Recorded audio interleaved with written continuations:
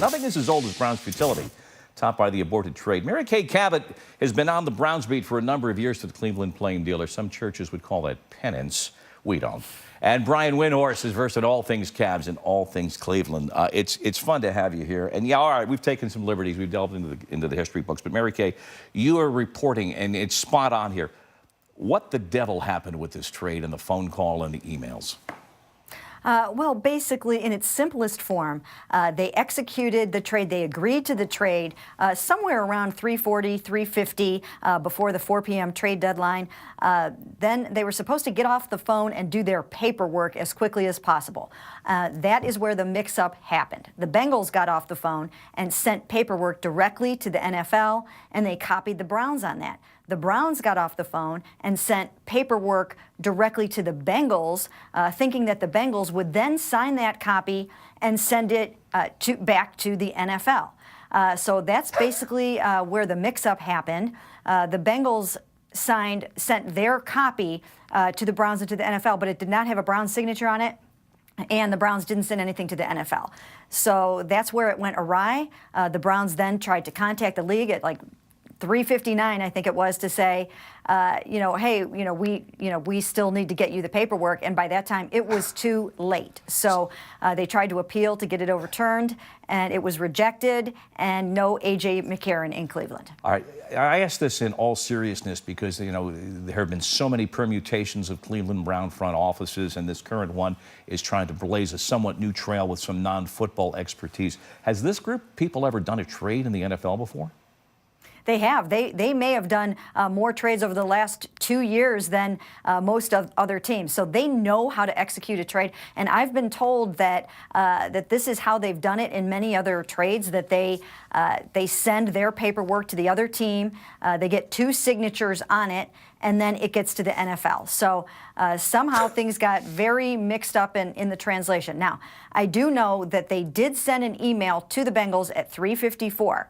They sent it to Duke Tobin at 3:54. I have that confirmed.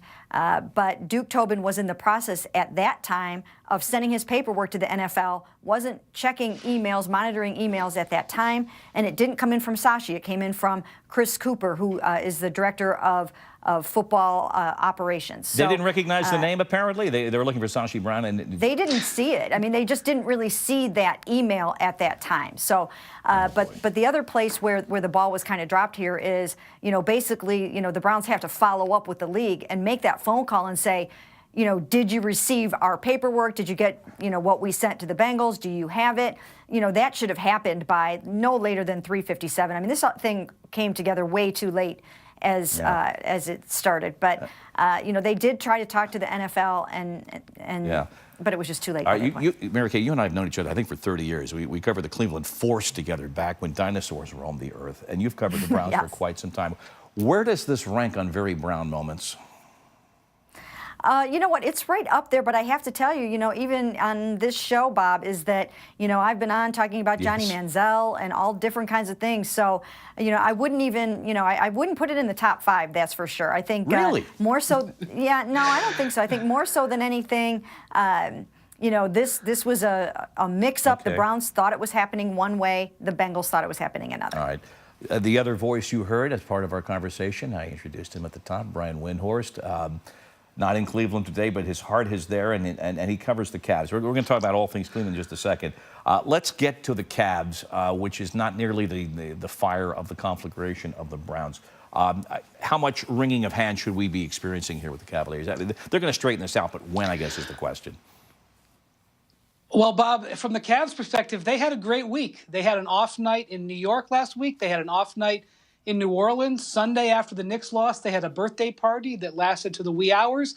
Monday, they had LeBron James' Halloween party where guys were flying in makeup artists and actors from Los Angeles.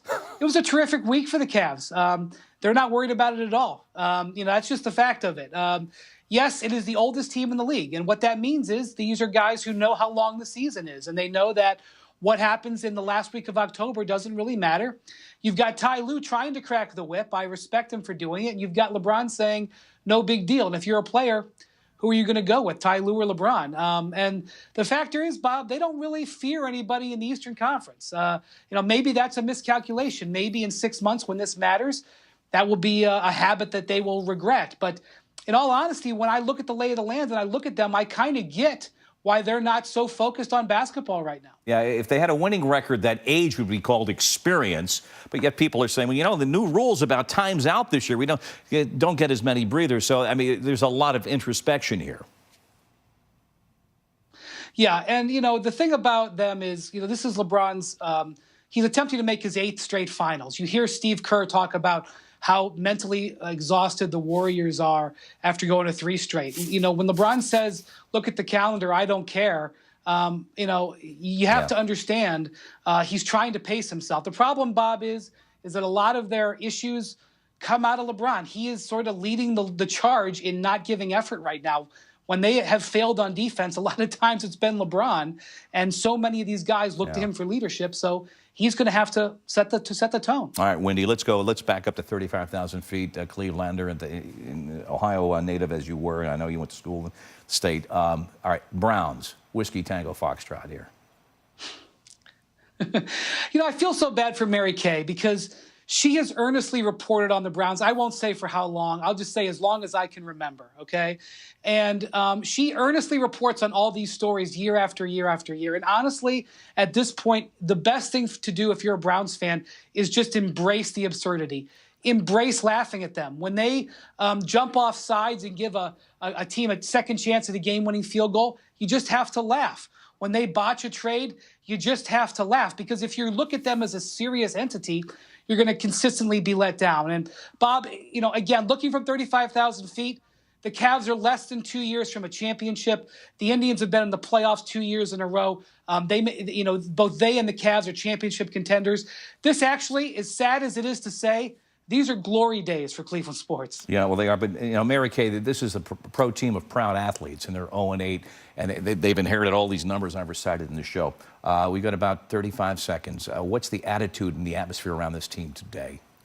Well, you know what? I think that rubbing salt into the wounds for all of this for the Cleveland Browns are looking out there and seeing Carson Wentz doing what he's doing, seeing Deshaun Watson doing what he's doing, and then the Jimmy Garoppolo trade. They coveted Jimmy Garoppolo in the offseason, so all of those 3 things happened yesterday before the A.J. McCarron trade fell through. So things are a little tense right now. All right, we'll see if anyone pays in the final analysis. Thanks so much, Mary Kay. And Brian, good to have you with us. Appreciate it. Next, an NBA veteran offers David Stern some cannabis on camera. It goes well.